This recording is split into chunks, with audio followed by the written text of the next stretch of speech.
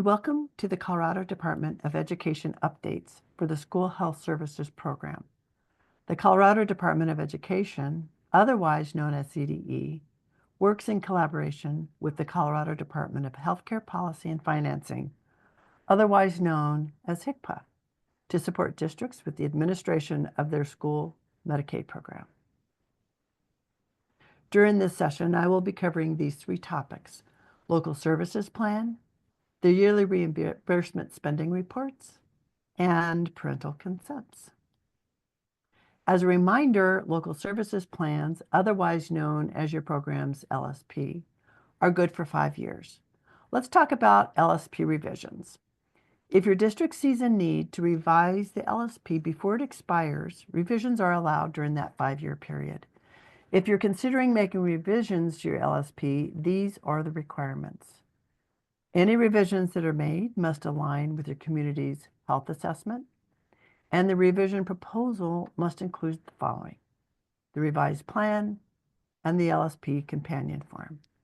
Templates for the LSP plan and companion form can be found on the CDE School Health Services website. Now let's go over to LSP renewals and talk about that. The recommended planning period to complete and submit the LSP is about 10 months. If you aren't sure about when your LSP will expire, you can check the CDE School Health Services website to find your cohort.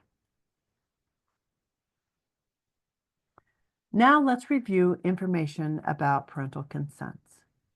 Before a public agency can access a child's or parent's public benefits for the first time, they must do the following: obtain written parental consent that informs parents of the following: what personally identifiable information may be disclosed. This is also called PII.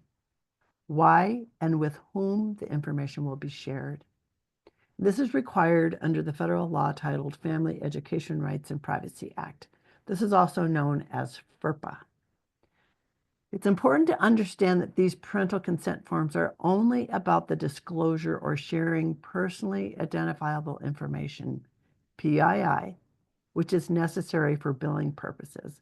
However, this is not giving consent to bill for Medicaid. We also wanted to share an update regarding the proposed rule change that was initiated in April of 2023 by the federal government in relation to parental consents. The proposal process included sharing proposed rule changes and considering comments and feedback from individuals and groups from around the country.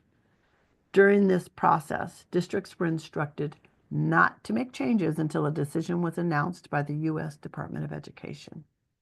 And on December 27th of 2024, the U.S. Department of Education announced the withdrawal of the notice of proposed rulemaking. So for next steps, no changes to the district process on operations for parental consent forms are going to be done. So it's business as usual.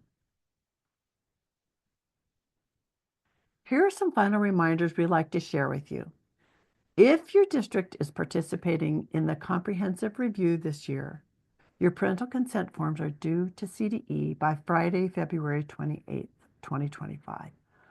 I also want to share that we're considering changing the due date for CDE's comprehensive review for parental consents for the 25-26 school year. We heard from stakeholders and many of you that it would be better for districts if CDE's comprehensive review dates aligned with PCG's fall comprehensive review dates. So look for more information on that this summer. Reimbursement spending reports for the 23-24 school year are due to CDE on Friday, February 28th, 2025. And finally, if your local services plan expires in June of 2025, please remember these dates. Please send your initial draft to CDE by Tuesday, June 17th, 2025. This allows CDE time to review, seek clarification, and suggest edits before the final plan is submitted to CDE on July 1st, 2025. If you have any questions, please don't hesitate to reach out using the contact information on the last slide of this presentation. And thank you again for being here and for all you do to support your school communities.